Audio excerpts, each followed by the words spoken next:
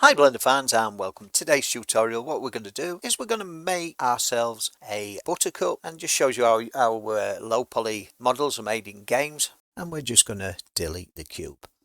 For this tutorial I'm just going to add in a mesh, and it's going to be a cylinder. Now this cylinder, I don't need it to be this complex because it's a low poly model, and we're just going to actually select the base of this by going into edit mode, going up face select and GG just to move it up there, and S will scale it down. But of course we've got the influence ring still switched on, so we'll turn that off just yet. So we've got that. Let's make a more or less a buttercup shape. Press the X key, we'll delete this top face. So we've got our buttercup. We're going to go E and S, G, Z, E and S and G, Z, just to make that kind of shape in the center of our buttercup. And on the outside, going back in and out of edit mode, is we can actually select this ring round the bottom here, and we've got E, Z, just to actually send it down and just scale it right down, because they've got, I don't know if you've ever looked at a buttercup closely, but they're really flimsy.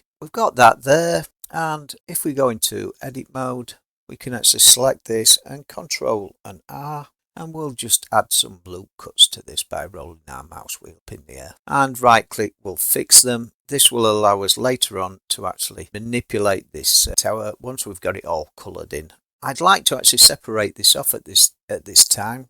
So I'm going to press the Alt key and select a ring, and select this ring. And I'm just going to grow my selection by pressing Control and plus. Back out a bit so I can actually see it, and I'm going to just go plus like that. And then if we've pressed the P key, what we can do is then break it away from our selection, which makes it into its own object, which is very handy to do. So now these are two different objects which will allow us to manipulate them later on. So what we're going to do now is we're going to quickly and easily add in a texture. Now this texture available, it's going to be on a link below in its entirety. So let's just go to new, and in the base color under the material preferences, can add in a image texture. So I'm just going to add in an image texture, and it's found, and it's the buttercup texture. So we've got our buttercup texture, and if we go into render mode, we should be able to actually see it. I'm just going to add it to the flower as well, and as you can see, it doesn't look very good at all, and we'll just shade smooth this. With your buttercup part selected, press the 7 key to look from above, and then we're going to go into UV editing, press the 7 to look from above. And what we'll do is we've got the actual flower there, and we'll select this, press the L key to select all, and we'll do U project from view. Now U project from view, and as you can see now, we've got this shape here, and if we just move it into place, let's take this into render mode so you can actually see it. Just move it into place by pressing the G and scale it so it encompasses the old buttercup. And as you can see, we've got the buttercup flower there, but we've got all these black bits in here. But as you can see, we've got an actual crisscross here because this is a pink image and it contains a transparency. That's why I'm going to actually include the texture inside in the link below. So let's have a look here.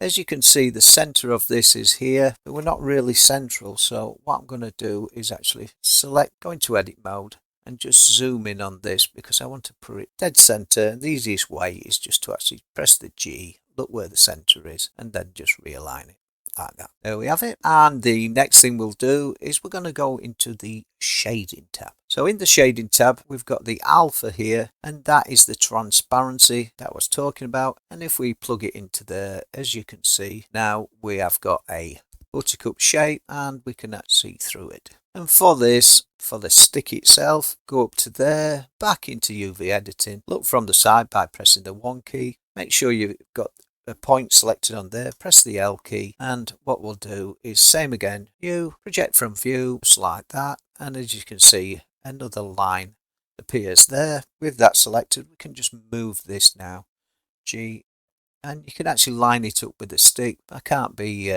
but I'll show you quickly how you can actually do that. You just grab individual rings, and you can just use proportional editing and just move parts of this into different areas. So G, take down the influence ring. It's a bit hard to see on this checker background, but you can see it just now. And we can actually just G to align them just like that. Just select that one. So select the top, G, influence ring's gone giant again. But you could actually just simply line up all these to actually get this colour. If we look at this, you can see that we've got.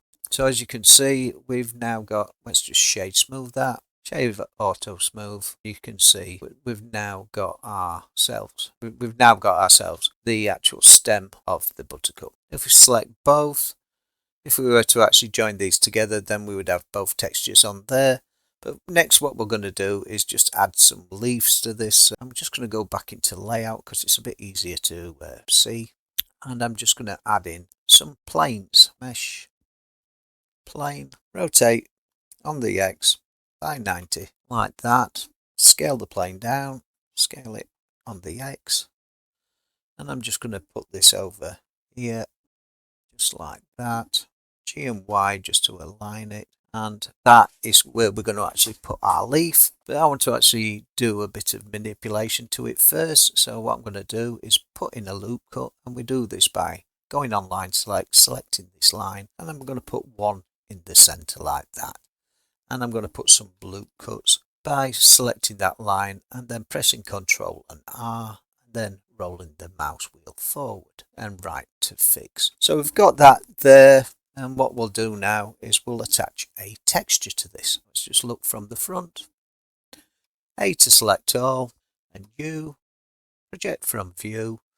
Now if we actually go back into the UV editing now, as you can see the texture is not assigned to this yet. So what we need to do is assign the texture to this object. So if we go in here, we've got the actual material there, which of course is this. So what we can do now is actually rotate this until we see our plant appear on this. And is it in the right place? It does look like it is, but it's starting in the middle, so we can actually quickly, with proportional editing, it's not letting me scale it. Oh, that's weird. So I'll do a box select there and we'll just move this down just so we can get the shape there. And G and X just to move it into our stem. So we've got the actual leaf there, but it's at the wrong angle. So what we can do now is rotate it on the X, just like this. And if we want to actually shape it, we can actually select this edge here and this edge here by holding the shift down. And I'm just going to give it a bit of shape, G and Z, just like that. And I'm going to grab this end point here, or the two lines on the front, and make it bend down slightly. So G and Z. And as you can see, we haven't got an influence ring there, so let's go for the influence ring. Control and Z, G and Z. And if we grow our influence ring, we can actually change the shape of our leaf. So we've got one leaf, and these are all different leaves with different lengths of pieces.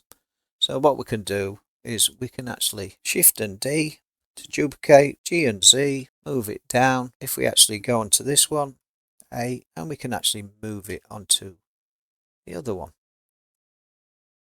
Just like that. Just like that. And because we're actually keeping around this origin, it does mean that what we can do is set the origin of this to the 3D cursor, which we'll do now. So back into layout, object, set origin to 3D cursor, which means that now we can rotate on the Z and actually make it go onto a different side of our model. Rotate G and Z just to move it up in the air. I'm going to rotate it just up like that. Might need a bit of repositioning, but you get the idea. Have a quick look around just to make sure it's actually looking correct. And then of course what we can do is not all the foliage is the same size. So Shift and D, scale it up and rotate it. G, just move it into place like that. Slowly, surely, we're actually getting ourselves a plant. Let's go into it and G. And it's just an easy way of making plants, this. G, as you can see. And that's why you actually position these, because once they're in the correct position, there it is, so it disappears into the stem. Same with that one. As you can see, it seems to give them quite a bit of depth and everything, but all you're actually doing is actually putting a flat image onto this like so. Rotate. You can be at this for, I'd say, hours. I'm just going to scale this down. I'd speed this bit up because it's just positioning things. So that's it. We've now made our buttercup. So let's join these all together. So select all these and join like that. Select that one and join that one on as well. Select this one, join, and select. And this is how a lot of the low poly plants are made in games. Join, and we'll just do this to that one and join. So now they're all joined together and we've got our first one. But what we're going to do is now we're going to just move this, just to make sure that everything is connected, which it is. And now we can actually manipulate things with this up here. So all you've got to do now, everything's connected. Say we want to actually make this buttercups, they're like straggly things and they move all over the place. So we'll grab this ring here and we'll G, move it over there, grab this point, this ring here, down here, move it over there, and as you can see, because we've got the proportional editing, it'll drag the actual leaves with it, so we don't have to reposition things because they're still attached. Pressing the full stop will actually make you zoom in on something, so we can actually just select that ring and just G and move it over there. And for the petals, G, just to give it a bit of shape. And if you want it to have a bit more dimensions, you can select this, add a couple of loop cuts into this, so then you can actually grab the outside and G and Z and just move it so it's like that, or rotate it. As you can see, quite easily we've made ourselves a low poly flower that looks like a buttercup, like we actually intended in the first place. I'm just going to round this up a bit, G and Z. So we've done that and we've made ourselves a buttercup. Now let's make a plant. Now the easiest way to make a plant is, because these are now all together, we're going to do something different, because what we've got here, we've got, if you press Shift D, you just add in lots and lots of extra polys. But what we can do is we can press Alt and D, which will duplicate it. So if you actually alter one, we alter, Alt and D. Duplicate, but it's duplicated a linked flower, so we can actually move this. Oh, I've never known. I forgot to actually take off the proportional editing, so it's moving everything at the same time. So G, move one out of there. We created two, didn't we? So, and what you can do is now we can scale these down, because the scale can be changed. Let's just add in a plane just to actually give it something to actually cast shadows on. G and Z, like that. G, just to move it across. Rotate this one, rotate on the X. So we can move it down, G and Z. Even though these are all the same flowers, they all look different because we're rotating them in different ways. So pretty easily and simply, we end up with a lot of flowers. So Shift and D, I'm just going to rotate that round there. That's about it. So we've made ourselves a low poly scene, and all you need to do now is you can actually put this into a particle system, and then you can cover a whole landscape with it. And I'll just show you the one I did earlier. I took a little bit more time over. If you found this useful, this simple tutorial on how to make a buttercup in Blender, then please subscribe to my channel, and if you've got any ideas or you want to see anything featured on the channel, then send me the comment. Bye for now.